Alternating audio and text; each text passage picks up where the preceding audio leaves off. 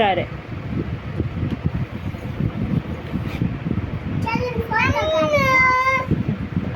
నువ్వు రాయరా రాయ్.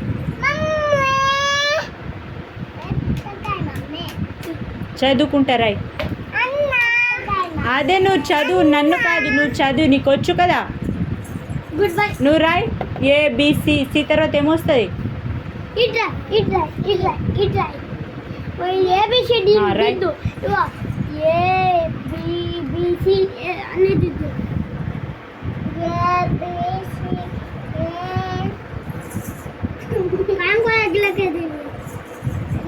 శరణ్ నువ్వు చెల్లికి దిద్ది